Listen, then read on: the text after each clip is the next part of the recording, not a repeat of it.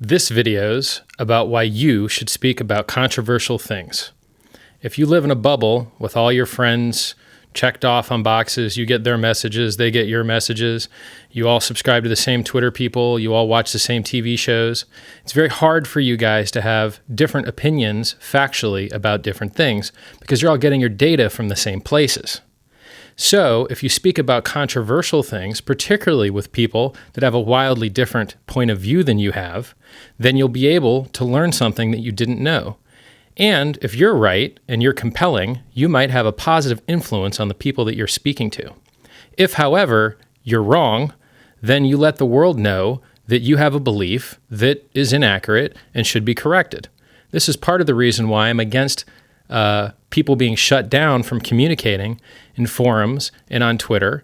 It should really only be reserved for the most heinous of abuses, because if there's terrible people in the world doing terrible things and thinking terrible things, how else will you hunt them down and stop using their business or tell your friends not to interact with them? Like, if you leave hidden pockets of stupidity and wrongness and evilness in the world that don't get discovered because they've been silenced, it makes the world a worse place.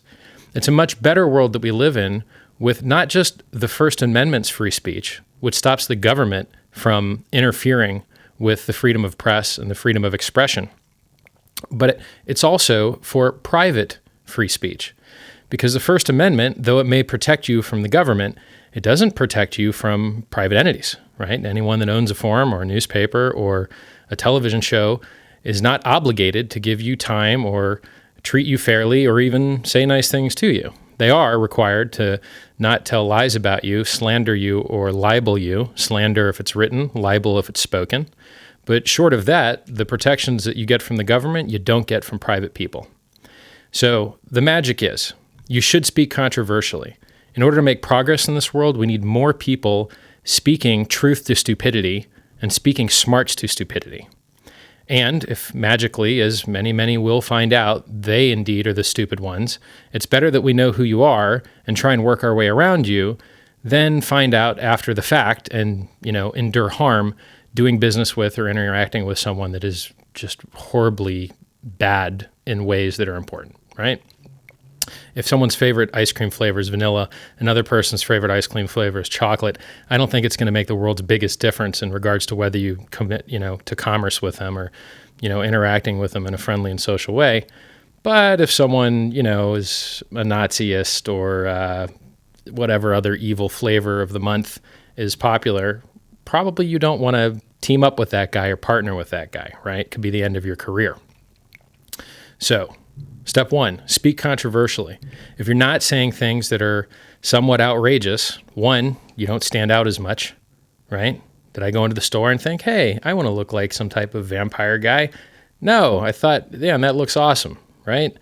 And then you wear it and it's fun. It's a little hot under the hat. You tend to sweat a little bit, but it's good fun, So speaking controversially, particularly if you're, authentic and compelling and cogent in your arguments, it's awesome.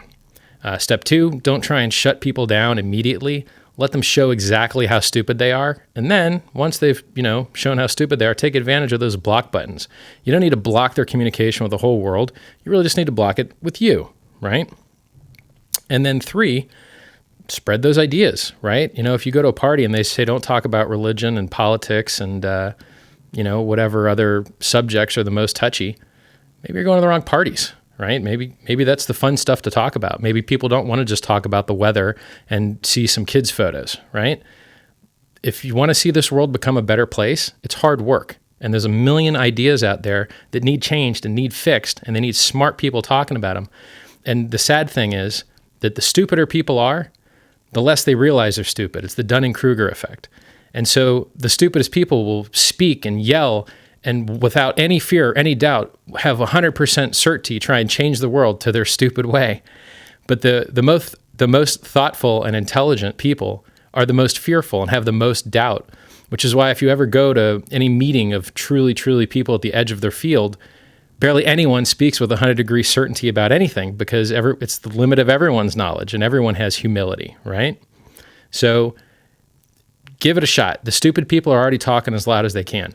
If you're not an idiot and you've got something good to say, please share it. Please speak about controversial things, because I can guarantee you a great number of people that could be convincing the rest of the world to live better lives or have better ideas or do better things.